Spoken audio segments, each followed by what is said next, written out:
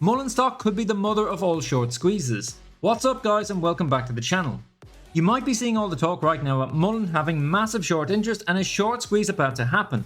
Well, in this video, I'm going to share with you what I think the reality of this is and just how high I think this squeeze can really go. If you are reading through social media posts right now, then you are surely seeing that this will be a GME or an AMC style short squeeze, and that Mullen stock could end up being $20 or $30 by the end of next week. I have even seen some posts saying that this could go as high as $75 or $80. Like, what we are talking about is more than a 50x short squeeze in the next few days. I will look at, can this actually happen? I will also look at the 8K document that Mullen Automotive filed after hours on Friday and the shocking details that are in this. Once again, David is actually telling investors exactly what he's planning to do.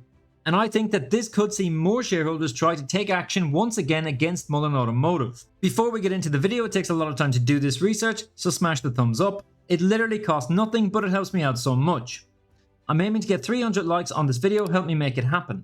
Subscribe to the channel if you're new and hit the bell notification so you don't miss out on any new videos that could make you money. I want to point out that I'm not a financial advisor and this is not financial advice. Always do your own due diligence. Now let's get into it by first looking at the shocking details that Mullen have sneaked into their latest 8K SEC filing. This changes everything for Mullen from an investment point of view.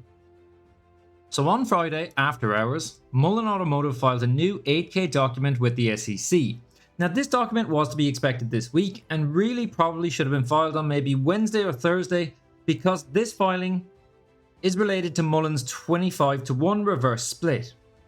So when I first looked at this yesterday, it looks completely standard and I did not think much of it.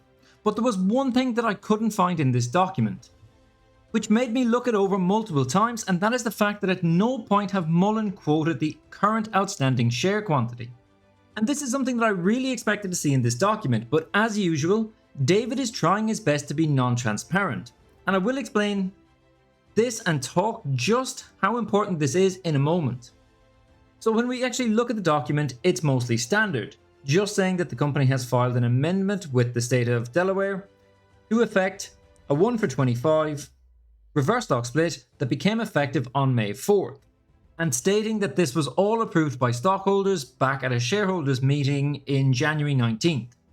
And as we scroll through the pages, it just says that all the other Series A, B, C, etc. of all the preferred stock will also be affected. Therefore, all the stocks of the company are going to be split at a rate of 25-to-1. Pretty standard stuff. But there is one paragraph in this filing which is absolutely crazy. And this is right here back at the beginning. This is the paragraph that I kind of missed at first. As a result of the reverse stock split, at the effective time, every 25 shares of the company's pre-reverse stock split common shares was combined and automatically became 1 share of common stock. The company's post-reverse stock split common stock began trading on May 4th, 2023 with the new CUSIP number. And that is something that we can see here. We can see the new number for Mullen stock, which shows all the new details effective from May 3rd. But the next line in this paragraph is vitally important. This changes everything. Right here, the reverse stock split did not change the authorized number of shares or the par value of the common stock, nor modify any voting rights of the common stock. So think about this. The reverse stock split did not change the authorized number of shares. Now just try to understand how amazingly vital this is. Last week, Mullen had authorized shares of up to 5 billion shares. These were trading at, I think, 6 cents just before the stock split. And of this 5 billion shares, at least 3.7 billion have already been issued. We can see that in this form, the 424B7 form, that was filed with the SEC on the 14th of April. On page S5 of this document, it states that the current share count, as of April 13th, 2023, we had outstanding 3.792 billion shares of common stock. And then it lists all the preferred stocks that basically add up to more than 5 million shares. Okay, so Mullen could not really dilute much more than they had already done. Like just doing a quick calculation of the issued stock over the authorized stock of 5 billion meant that they had already issued over 75% of what they were allowed to issue. And this is where it gets very interesting. Like, it's not that long ago that Mullen were trying to raise the outstanding shares up from 1.75 billion up to 5 billion. And even this was met with a lot of resistance from shareholders. Like, the special meeting of stockholders took place in December. Everything was eventually passed, and the authorized shares were raised to 5 billion. But do you think that this would still have passed if David tried to increase it up to, say, 10 billion or 20 billion shares? Do you think anyone would have actually agreed to that? Take a moment, drop a comment below, and tell me, would you have voted to allow David to 10x the authorized shares back 5 months ago, effectively allowing a 1000% dilution? I don't think that would have passed, but it looks to me like Mullen have been very clever. Let me know in the comments. Seriously, would you have voted to allow David to do extra dilution of nearly 1000% of the shares back in December? As I said, it looks to me like Mullen have been very, very clever. Again, as we already know, Mullen stock was 3.792 billion back in April. So assuming that there might not have been any more dilution in the past month, that would mean that there is currently about 152 million of these new shares in issue. Which, if we backtest our data, this proves correct. The current market cap of 227 divided by the price of 150 equals approximately 151 million shares. So this looks correct. But here is the kicker. Unless I have read this wrong, Mullen's authorized share count is remaining at 5 billion. Like, let's read this again. The reverse stock split did not change the authorized number of shares. Everything else has been affected by the 25-to-1 reverse split except for the authorized shares. So in my opinion, it is very obvious what David has actually done. In a way, it's actually genius. He has pulled off something that I thought he would never get shareholders to go along with. 151 million shares is now only 3% of the number of shares that David and Mullen are authorized to sell. This would have been the same as Mullen trying to increase the old authorized shares from 5 billion up to 125 billion. It's absolutely insane, but nothing surprises me anymore about Mullen. By doing the reverse split but not splitting the authorized shares, it looks as though Mullen have effectively done these two things. One, they get to keep the share price above $1 for 10 days and keep the stock on NASDAQ.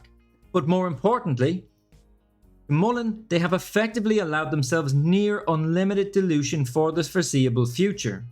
And I don't think we will see the actual current outstanding share count anytime soon. But this is not unusual for Mullen directors. Back in September 2012, which is over a decade ago, a company called 7 Arts Entertainment announced the resignation of one David Michery from the board of directors. What preceded this looks very familiar. 7 Arts Entertainment is now an OTC listed company. So what preceded his resignation was not 1 but 2 1-for-5 reverse splits. The company was then delisted from NASDAQ a year later, and then did a 1-for-70 reverse split before David Michery eventually was forced to resign. But none of this matters to most of you as long as the Mullen short squeeze happens, right? So let's take a look at the logic behind this. The next data that we will see will be the earnings report that will be coming in the middle of the month. Last year they filed this on the 16th of May, so we could easily see this again within the next 10 days. According to Investors Place, there is no Mullen stock shares available to short, and that a Mullen squeeze could actually be happening. Which is absolutely incredible to think that a company that only 4 days ago had over 3.5 or 3.7 billion shares outstanding, and less than 10% of that was sold short, now has nothing available to short. I have seen this article on Frank Nez be shared all over social media this weekend. New data shows Mullen short interest surges to 125%. It's uncommon for a stock to have short interest above 100%, which signifies over-leveraged short positions in a security. Analysts at Goldman Sachs later noted that a short interest exceeding 100% of a company's public only occurred 15 times in the previous 10 years. And this is number 16. And of course, here is the data to back it up from Ortex. As usual, Ortex data is saying something that doesn't seem to be correct because major data changes are not done regularly enough. It looks to me that Ortex is not factoring in the reverse split at all. So let's look at Fintel. On the day before the reverse split, there was 355 million shares sold short, which represented about 10% of the float. The following day, there was 17.7 million shares sold short, representing about 11% of the float, and on Friday, 5.8 million shares, representing just under 4%. Now this data isn't fully complete, but there is no way that dark pool shorting is amounting for an additional 180 million shares. No way. What is more realistic is that the short interest is actually just under 8%, which is what it would be right now if I am right and that the reverse split has not been factored properly into the calculations. So guys, what do you think will happen next week? There is actually so much talk right now on social media of Mullen being the next massive squeeze that I think that buying pressure from this alone could see the stock rise up over the coming days. But be very much aware that this is not actually a squeeze. This will be the effect of FOMO because everyone wants to get into the squeeze as early as possible, and when it starts to move, this will trigger more buying. So be aware of this. There could be money to be made here, but don't get left holding the bag when the sell-off begins. Drop a comment below and let me know your thoughts about what will happen. If you enjoy my videos, then smash the thumbs up and subscribe to the channel if you're new. Nothing in my videos is financial advice in any way, and I'm not a financial advisor. If you want to invest in Mullen stock or not, that is your choice, and I highly recommend that you do your own due diligence. Thanks for watching, and I'll catch you in the next video.